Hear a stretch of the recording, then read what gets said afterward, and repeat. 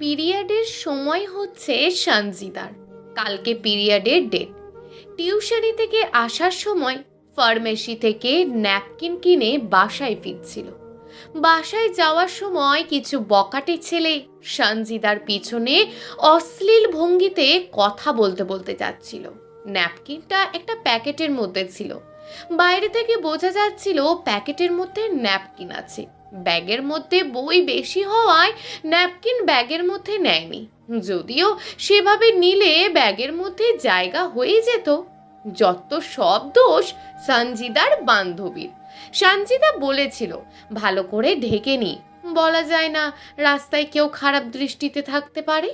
কিন্তু সঞ্জিতার বান্ধবী বলে এখন আর আগের মতন সময় নেই, এসব সমস্যা অনেক আগে হতো, এটা নিয়ে কেউ আর খারাপ কথা বলবে না। কিন্তু এখন বকাটে ছেলেগুলো সঞ্জিতার পিছনে লেগেছে। রাস্তা কিছুটা নির্জন মতন, বেশি মানুষ যাতায়াত করে না, আর সেজন্যই বকাটে ছেলেগুলো আরও বেশি সুযোগ পেয়েছে। এখনো কিছু কিছু কুলাঙ্গার আছে যারা মানসিকভাবে ক্ষতিগ্রস্ত। এমন পরিস্থিতিতে কিছুটা ভয় পেয়ে যায় সঞ্জিতা। কি করবে বুঝতে পারছে না। রাস্তায় কোনো মহিলা বা কোনো পুরুষ মানুষ নেই যে তাদের কাছ থেকে সাহায্য নেবে। দুপুর সময়ে কেউ নেই। রাস্তায় সম্পূর্ণ একা হয়ে গিয়েছে সঞ্জিতা। অল্প কিছু পথ যাওয়ার পরে দেখে সঞ্জিতার ছোট ভাই আসছে হাঁটতে হাঁটতে। ভাইকে দেখে কিছুটা স্বস্তি পায় সঞ্জিতা, কিন্তু এরপর যা হলো সেটা দেখার জন্য মোটেও প্রস্তুত ছিল না সঞ্জিতা। অনেক অবাক হয়। সঞ্জিতা আশা করেছিল ছোট ভাই যখন আসছে তাহলে ভয়ের আর কিছু নেই, কিন্তু উল্টে বোনকে উত্ত্যক্ত করছে ছোট ভাই। সঞ্জিতা ন্যাপকিন প্যাকেটটা ব্যাগের মধ্যে ঢুকিয়ে নেয়। এই প্রথম কিনে নিয়ে আসছে সঞ্জিতা। প্রতিবার বাবাই কিনে নিয়ে এসে দেয়, কিন্তু এবার নিজেই কিনে নিয়ে আসতে গিয়ে বিপদে পড়েছে। সব থেকে বেশি সমস্যা হয়েছে সঞ্জিতার বান্ধবীর জন্য। জোরে জোরে হাঁটতে থাকে সঞ্জিতা। আর কোনো উপায় না পেয়ে সামনের একটা বাড়িতে ঢুকে যায় সঞ্জিতা। কিছুক্ষণ পর উঁকি মেরে দেখে আর কেউ নেই। ওই বাড়ি থেকে বেরিয়ে জোরে জোরে হেঁটে বাসায় আসে। শীতকালের মধ্যেও ঘেমে যায় সঞ্জিতা। মেয়ের এমন অবস্থা দেখে সঞ্জিতার মা বলে, কি হয়েছে সঞ্জিতা তোর? এত ঘামছিস কেন? কোনো সমস্যা হয়েছে কি? না মা, কোনো সমস্যা হয়নি আমার, আমি ঠিক আছি।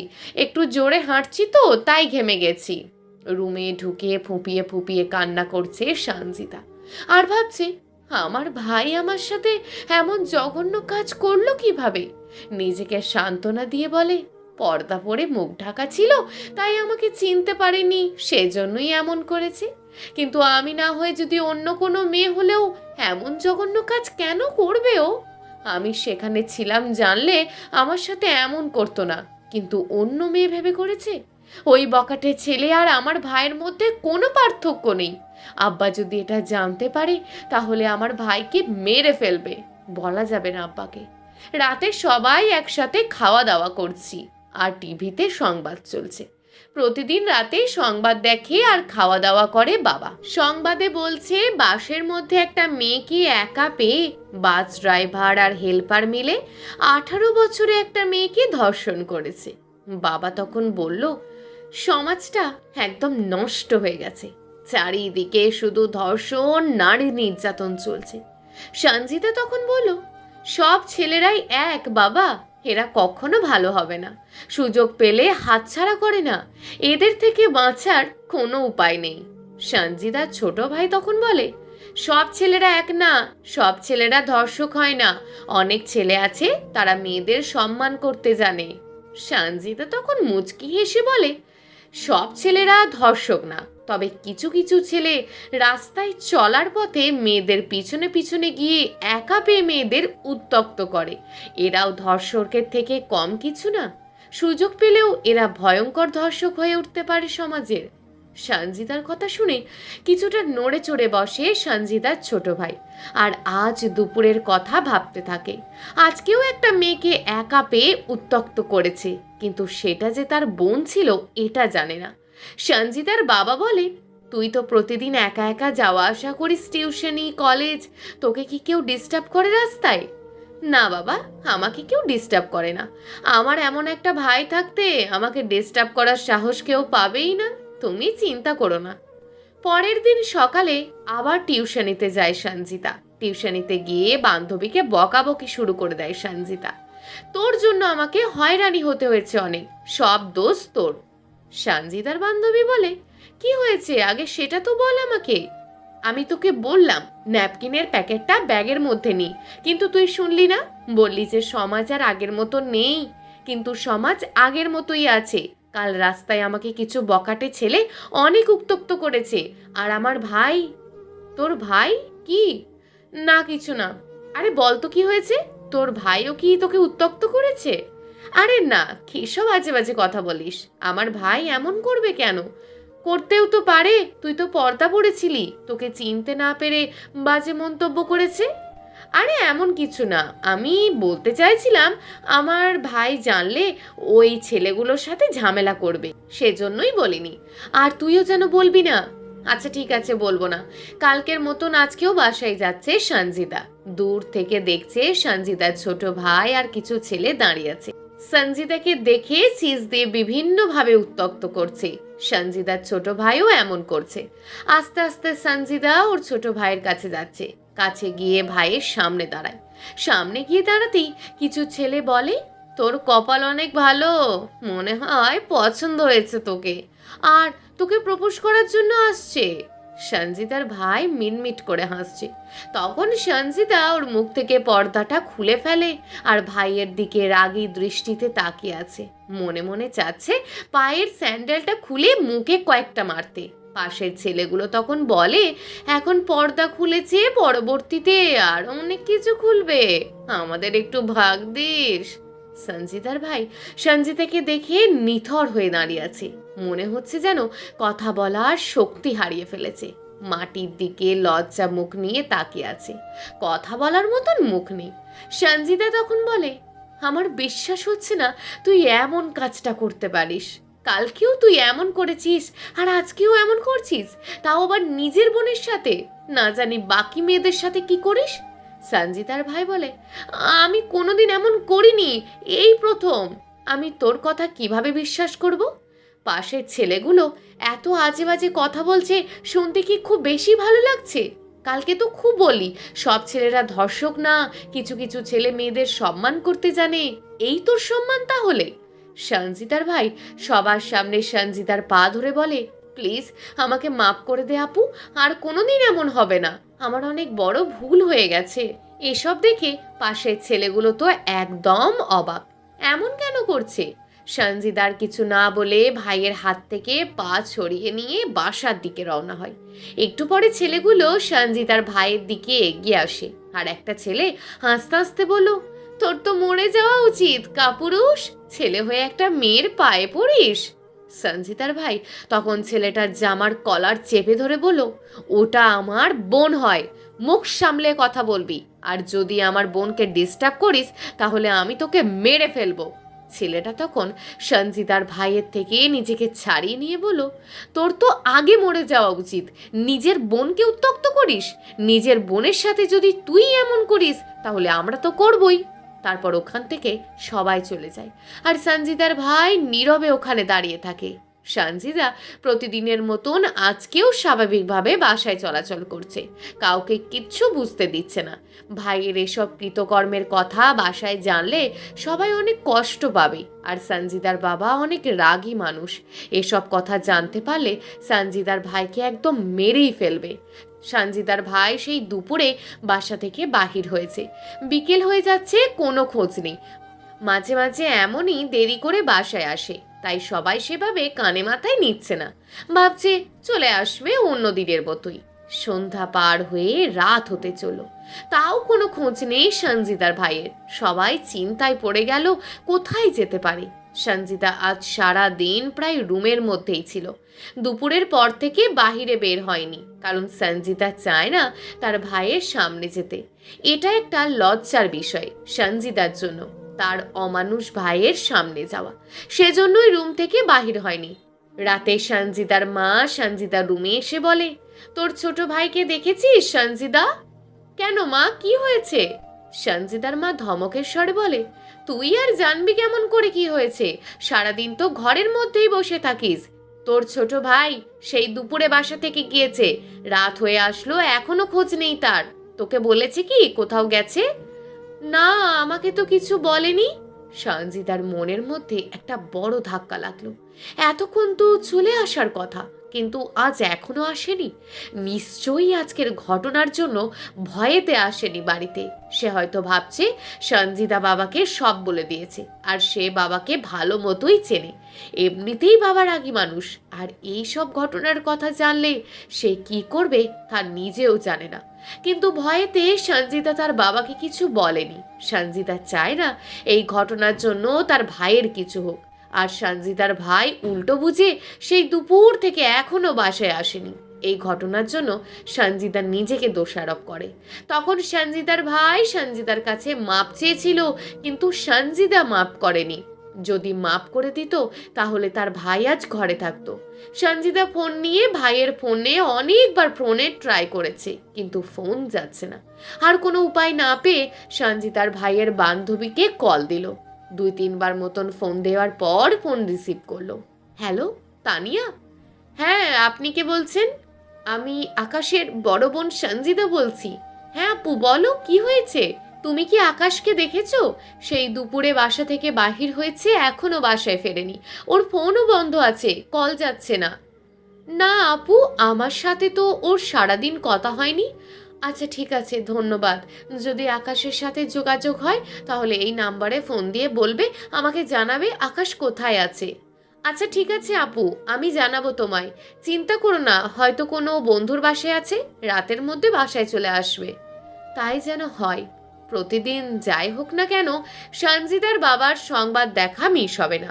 রাতের সংবাদ দেখার সময় সংবাদে বলে, আজ সন্ধ্যার সময় সদরে ব্রিজের পাশে একটা লাশ পাওয়া গেছে। বয়স আনুমানিক 17 বছরের কাছাকাছি হবে। সঞ্জিদার বাবার মনে ভয় জেগে যায়। আকাশের বয়স প্রায় 18 বছর। এটা কি তাহলে আকাশ? সঞ্জিদার মা এসে বলে, আপনার কি আক্কেল জ্ঞান বলতে কিছু আছে? আপনার ছেলে সারাদিন নিখোঁজ, আপনি তাকে না খুঁজে এখন সংবাদ দেখছেন? আত্মীয় স্বজনের বাসায় একটু ফোন দিয়ে দেখতেও তো পারেন। তোমার ছেলের সেদিনের কথা কি ভুলে গেলে? নানির বাসায় গিয়ে বসেছিল আমাদের কিছু না বলে। আমি ওর নানির বাসাতেও ফোন দিয়েছি, সেখানেও নেই। সঞ্জিদার বাবার মনে ভয় জেগে যায়। এমন হতে পারে না। আকাশের সাথে কার কি শত্রুতা যে এমন হবে? সঞ্জিদার মা তো কান্নাকাটি শুরু করে দিয়েছে। সঞ্জিদার বড় ভাই বলল, থামো তো, এমন করছো মনে হচ্ছে সত্যি সত্যি ওটা আকাশের লাশ। অন্য কারোর হতে পারে। নিজেকে দুর্বল না করে শক্ত করো, আমাদের থানায় গিয়ে দেখে আসা উচিত। সঞ্জিদা পাথরের মতন দাঁড়িয়ে আছে। কি করবে বা কি বলবে কিচ্ছু বুঝতে পারছে না। যদি ওটা সত্যি সত্যি আকাশের লাশ হয় তাহলে নিজেকে কখনো ক্ষমা করতে পারবে না। সঞ্জিদার বাবা বলল, আমার ফ্রেন্ড ওই থানার এসআই, আমি ফোন দিয়ে জেনে নিচ্ছি। আকাশকে আমার ফ্রেন্ড চেনে। হ্যালো সাইফুল? হ্যাঁ আমজাদ, বল। বন্ধু, আমার ছেলে সেই দুপুরে বাসা থেকে বাহির হয়েছে, এখনো পর্যন্ত বাসায় আসেনি। থানায় রিপোর্ট করিয়েছিস? না, এখনো করিনি। ভাবছিলাম সকাল পর্যন্ত অপেক্ষা করব, তারপর যদি না আসে তাহলে থানায় রিপোর্ট করব। মাঝে মাঝে দেরি করে আসে, কিন্তু আজ বেশি দেরি করছে। এখনো আসেনি। চিন্তা করিস না তুই, সকাল পর্যন্ত অপেক্ষা কর, চলে আসবে। হয়তো কোনো বন্ধুর বাসায় আছে, ফোনে চার্জ শেষ, ফোন করেও জানাতে পারছে না। তাই যেন হয়। কিন্তু তোকে ফোন দেওয়ার একটা বিশেষ কারণ হলো, সংবাদে জানতে পারলাম তোর ওই থানায় একটা লাশ আছে। বয়স প্রায় 17 বছর হবে। বাসার সবাই আতঙ্কের মধ্যে আছে।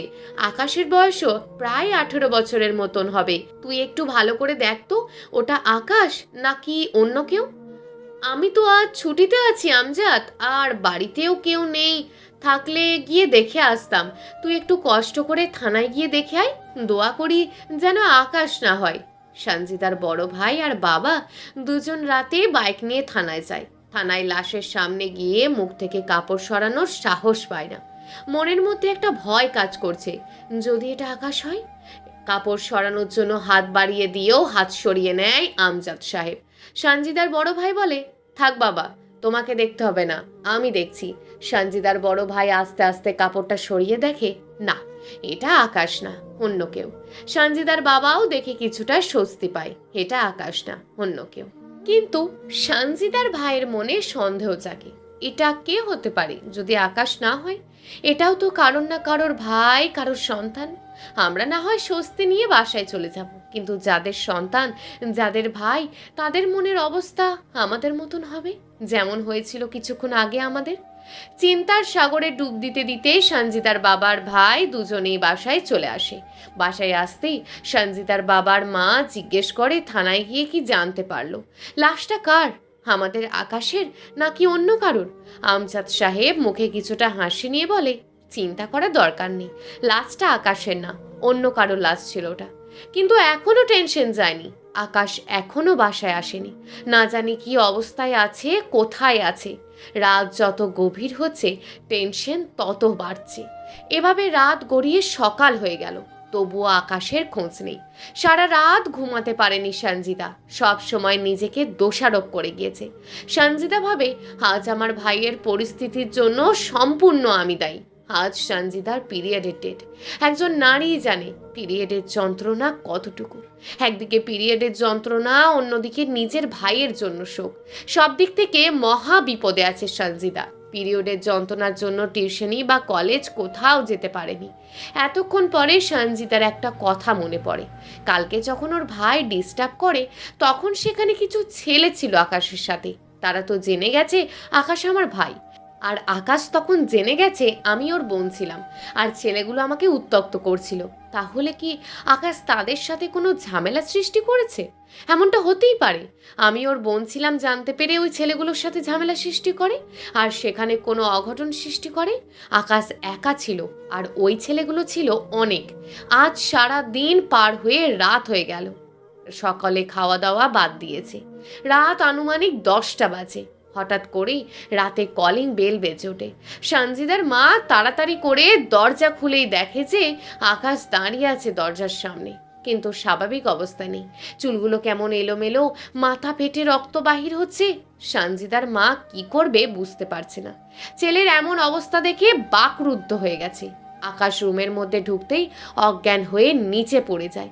এটা দেখে সঞ্জিদার মা চিৎকার করে অজ্ঞান হয়ে পড়ে যায় নিচে।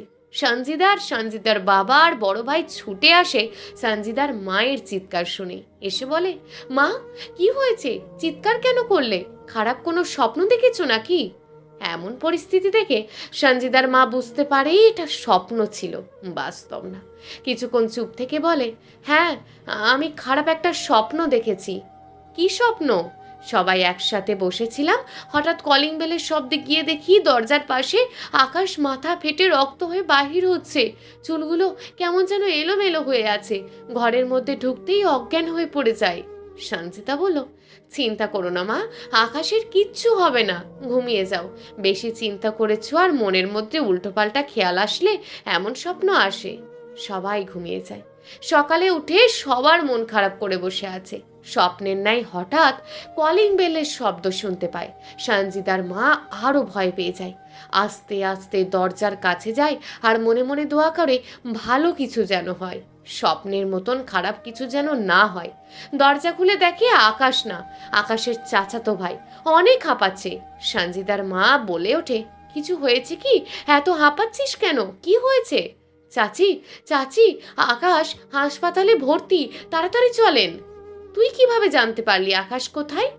অপরিচিত এক নাম্বার থেকে আমাকে ফোন দিয়েছিল আকাশ, আর আপনাদেরকে জরুরি জানাতে বলেছে। সবাই তাড়াতাড়ি করে হাসপাতালে গিয়ে দেখে সত্যি সত্যি আকাশ হাসপাতালে ভর্তি, মাথায় আঘাতও পেয়েছে। আকাশের বাবা ডাক্তারের সাথে কথা বলে। ডাক্তার বলে মাথায় বেশ আঘাত পেয়েছে, তাকে মানসিক চাপ যেন না দেওয়া হয়। তবে বেশি চিন্তার কিছু নেই, আর আজকেই বাসায় নিয়ে যেতে পারবেন আকাশকে। তারপর আকাশকে বাসায় নিয়ে আসা হয়। আকাশের বাবা বলে, তোর এই অবস্থা কেমন করে হয়েছে বাবা? আকাশ একবার বোনের দিকে তাকাচ্ছে আর একবার বাবার দিকে তাকাচ্ছে। কি বলবে বুঝতে পারছে না। সত্যিটা বাবাকে জানালে পরিস্থিতি আরও খারাপ হবে। আর সঞ্জিদা কিছুটা হলেও আন্দাজ করতে পারছে কি হয়েছে। আর কোনো উপায় না পেয়ে বলে, আমি অ্যাক্সিডেন্ট করেছিলাম বাবা। তোকে হাসপাতালে নিয়ে এসেছিল কে? আর কিভাবে হয়েছে এত বড় অ্যাক্সিডেন্ট? জানি না বাবা, কে নিয়ে এসেছিল। আমি তখন অজ্ঞান অবস্থায় ছিলাম। আমি রাস্তা দিয়ে হাঁটছিলাম, তখন পিছন থেকে একটা অটোতে ধাক্কা লাগে। তোর মোবাইল কোথায়? কেউ যদি তোর মোবাইল দিয়ে কারোর ফোনে ফোন করে বলে দিত, তাহলে আমরা কিছুটা শান্তি পেতাম। কাল থেকে আমাদের ওপর একটা ঝড় বয়ে গেছে। আমার মোবাইল কোথায় জানি না, মনে হয় অ্যাক্সিডেন্টের সময় হারিয়ে গেছে। সঞ্জিতা তখন বলল, এত আর প্রশ্ন করো না বাবা, এমনিতেই মাথায় আঘাত পেয়েছে, বেশি কথা বললে সমস্যা হবে, একটু রেস্ট নিতে দাও। তারপর সবাই চলে যায় আর আকাশ রেস্ট নেয়।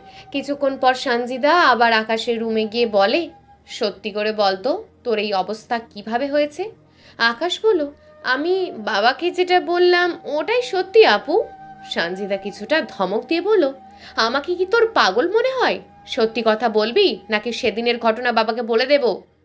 তুই তাহলে বাবাকে এখনো কিছু বলিসনি? না, এখনো কিছু বলিনি। যদি বাবা জানতো তাহলে তোর এমন অবস্থা এর থেকেও খারাপ হয়ে যেত। এবার সত্যি করে বলতো কি হয়েছিল? আকাশ বলল, বলতে পারি, তবে প্রমিস করতে হবে তোকে বাবার কাছে বলবি না আমার কি হয়েছিল। বাবা যদি এটা জেনে যায় তাহলে সবটা জেনে যাবে। আমি তোর সাথে কি করেছি সেটাও জেনে যাবে। আর বাবা সবটা জানতে পারলে কি করবে আমি নিজেও জানি না। তোর কি মনে হয় আমি এতটাই বোকা? হাজার হলেও তুই আমার ভাই।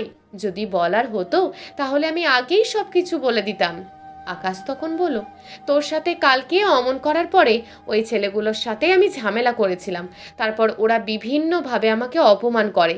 আর আমি ভেবেছিলাম তুই হয়তো কালকের কথা বাবাকে বলে দিবি, আর বাবা জানলে আমাকে অনেক মারবে। তাই আমি সিদ্ধান্ত নিই আমি আর বাসায় যাব না, যেখানে ইচ্ছে চলে যাব। আমি হাঁটা শুরু করলাম। হাঁটতে হাঁটতে অনেক দূর চলে যাই। একটা এলাকায় যাওয়ার পরে দেখি দুটো ছেলেদের কয়েকটা মেয়ে দেখে বাজে কথা বলছে। আমি ওদের প্রতিবাদ করছিলাম। কথায় কথায় একসময় বিষয়টা মারামারিতে চলে যায়, আর পিছন থেকে একজন আমাকে বাঁশ দিয়ে মাথায় আঘাত করে। আমি সেখানেই অজ্ঞান হয়ে গিয়েছিলাম। পরে দেখি আমি হাসপাতালে। জ্ঞান ফিরে আমি তোমাদের কাছে ফোন না দিয়ে একজন নার্সের ফোন নিয়ে গফুরকে ফোন দিয়ে তোমাদের আসতে বলি। আকাশের কথা শেষ হতে না হতেই রুমের মধ্যে প্রবেশ করে আকাশের বাবা। বাবাকে দেখে আকাশ কিছুটা চমকে যায় আর ভয় পায়। সঞ্জিদা মনে মনে ভাবে, তাহলে কি বাবা সব জেনে গেছে? মনে হয় দরজার পাশে দাঁড়িয়ে সব শুনেছে আমাদের কথা। সঞ্জিদা বলল, বাবা তুমি এখানে? তোমার তো বাহিরে যাওয়ার কথা। সঞ্জিদার বাবা বলল, বাইরে গেলে তো আর সত্যি কথাটা জানতে পারতাম না। সঞ্জিদার যেটার ভয় করছিল ঠিক সেটাই হয়েছে। সব সত্যি কথা জেনে গিয়েছে সঞ্জিদার বাবা। সঞ্জিদার বাবা বলল, আমি প্রথমেই বুঝেছিলাম আকাশ আমার সাথে মিথ্যে কথা বলছে। ও যখন আমাকে বলেছিল তখন ওর চোখের দিকে তাকিয়েই বোঝা যাচ্ছিল আকাশের চোখে এক কথা মুখে অন্য কথা। সঞ্জিদার বাবা কিছুক্ষণ চুপ থেকে বলল, তোরা যে কি বলা কওয়া করছিলি, আকাশ তোর সাথে রাস্তায় কি করেছিল? সঞ্জিদা মুচকি হাসি দিয়ে বলল, না বাবা কিছু হয়নি, এমনিতেই বলছিলাম। সঞ্জিদার বাবা তখন বলল, সত্যি কথা সবসময় উত্তম হয়, মিথ্যে দিয়ে সত্যি কথা ঢাকা যায় না। মিথ্যার স্থায়িত্ব কাল বেশি হয় না, সত্যি একদিন না একদিন সবার সামনে বেরিয়ে আসে। আকাশ তখন কিছুটা স্বস্তি পায়, নিজের মধ্যে ভয়টা অনেক কেটে যায়। তারপর যা যা করেছিল সব বলে দেয় বাবাকে। পরে জানতে পেরে সঞ্জিতার কাছে ক্ষমা চেয়ে নিয়েছিল। আকাশের বাবা চুপ করে আছে। এমন চুপ থাকা দেখে আকাশ আর সঞ্জিতা কিছুটা ভয় পেয়ে যায়। তারপর আকাশের বাবা আকাশকে বলে, তুমি যা করেছো তা মুখে প্রকাশ করার মতো না, অন্যায় করেছো তুমি। আর সব থেকে বড় কথা হলো তুমি তোমার অপরাধ বুঝতে পেরেছো, ভুল বুঝতে পেরে প্রতিবাদ করেছো, আর প্রতিবাদ করার কারণে তোমার এই অবস্থা। আর এটাই তোমার শাস্তি। আর শাস্তির প্রয়োজন দরকার নেই, অপরাধ দেখলে এভাবেই প্রতিবাদ করবে। তারপর আকাশের বাবা ওখান থেকে চলে যায়। আকাশের চোখ দিয়ে কয়েক ফোঁটা পানি পড়ল। 7 দিন পর আকাশ অনেকটা সুস্থ হয়েছে। আকাশ প্রতিদিন সঞ্জিতাকে তার টিউশনিতে আর কলেজে দিয়ে আসে, আর একসাথে দুজনে বাসায় আসে। রাস্তায় চলার সময় সঞ্জিতার আর সমস্যা হয় না। সঞ্জিতা পড়ে মহিলা কলেজে আর আকাশ পড়ে সরকারি কলেজে। সঞ্জিতা আর আকাশের বয়সের পার্থক্য খুব বেশি না, মাত্র 1 বছর। আকাশের ভাই খোঁজখবর নিয়ে কিছুদিন পরে জানতে পারে থানায় যে লাশটি ছিল সেটি কিশোর গ্যাংয়ের একজন সদস্য। এদের কাজ হলো চাঁদাবাজি করা, মেয়েদের উত্ত্যক্ত করা, আরও বিভিন্ন খারাপ কাজে লিপ্ত থাকা। খাবার টেবিলে এটা নিয়ে আলোচনা করছিল আকাশের ভাই সবার সাথে। আকাশ মনে মনে প্রতিজ্ঞা করে বড় হয়ে ভালো একজন পুলিশ অফিসার হবে এবং এসবের নির্মূল করবে। সঞ্জিদার বাবা সঞ্জিদাকে বলে, রাস্তায় একটু দেখে শুনে চলবি মা, চারিদিকের পরিস্থিতি ভালো না, খুন ধর্ষণের পরিমাণ দিন দিন বেড়েই চলেছে। সঞ্জিদা বলে, তুমি একদম চিন্তা করো না বাবা, আকাশ আছে তো, আমি কোথাও গেলে দুজনে একসাথেই যাই, সমস্যা হবে না। আজকে সঞ্জিদা তার বান্ধবীর বাসায় যাওয়ার কথা, আকাশও যেত, কিন্তু আকাশের শরীরটা ভালো ছিল না, জ্বর আসছে, তাই সঞ্জিদা একাই যায়। বাসা থেকে মানা করেছিল যাওয়ার জন্য, কিন্তু সঞ্জিদা একাই চলে যায়, বলে কিছু হবে না, সন্ধ্যার আগে বাসায় চলে আসবো, জরুরি আছে, যেতেই হবে। সঞ্জিদা সেই দুপুরে বাড়ি থেকে বের হয়েছে, সন্ধ্যা হয়ে যাচ্ছে কিন্তু বাসায় ফিরছে না। সঞ্জিদার ফোনে কলও যাচ্ছে না, বন্ধ দেখাচ্ছে। সঞ্জিদার বান্ধবীর ফোনে ফোন দিয়ে জানতে পারে মাত্র বাহির হয়েছে, চলে যাবে। আমি থাকতে বলেছিলাম কিন্তু থাকলো না, চলে গেল একটু আগেই। সঞ্জিদার মা বলল, ওর ফোনে কল যাচ্ছে না কেন তাহলে? চিন্তা করবেন না আন্টি, সঞ্জিদার ফোনে চার্জ শেষ, সন্ধ্যা গড়িয়ে রাত 9টা বেজে যাচ্ছে, কিন্তু তাও সঞ্জিদার খোঁজ নেই। বাসায় সবাই আতঙ্কের মধ্যে আছে। এতক্ষণ তো চলে আসার কথা সঞ্জিদার। সঞ্জিদা কখনো এমন করে না, এর আগেও কয়েকবার বান্ধবীর বাসায় গিয়েছিল, কিন্তু সময় মতন চলে আসে, কখনো এত দেরি হয় না। রাত পার হয়ে ভোর হয়ে গিয়েছে, তাও কোনো খোঁজ নেই। সঞ্জিদার বাবা পুলিশে রিপোর্ট করে আসে সঞ্জিদার নিখোঁজের। 2 দিন পরে সঞ্জিদার লাশ পাওয়া যায়। পোস্টমর্টম রিপোর্টে আসে খুন করার আগে ধর্ষণ করা হয়েছে, তারপর শ্বাসরোধ করে মারা হয়েছে সঞ্জিদাকে। এই ঘটনার পর সঞ্জিদার মা মানসিক ভারসাম্য হারিয়ে ফেলে। বোনের জন্য আকাশের মধ্যে বুক ফাটা কষ্ট থাকলেও কখনো ভেঙে পড়েনি সে। 7 বছর পর আকাশ আজ আন্ডার কভার পুলিশ অফিসার। নিজের বোনকে সেদিন বাঁচাতে না পারলেও শত শত বোনের জীবনের দায়িত্ব আজ তার উপর, এবং সঠিকভাবে তার দায়িত্ব পালন করছে আকাশ। প্রিয় দর্শক, যদি আজকের গল্পটি আপনাদের ভালো লেগে থাকে তাহলে ভিডিওটিতে অবশ্যই একটি লাইক করে আপনার মূল্যবান একটি কমেন্ট করুন। আর হ্যাঁ, চ্যানেলটিকে যদি সাবস্ক্রাইব করে না রাখেন তাহলে চ্যানেলটিকে অবশ্যই সাবস্ক্রাইব করে আমাদের পাশে থাকুন। দেখা হবে আগামীকালের নতুন এবং আকর্ষণীয় গল্প নিয়ে। ধন্যবাদ।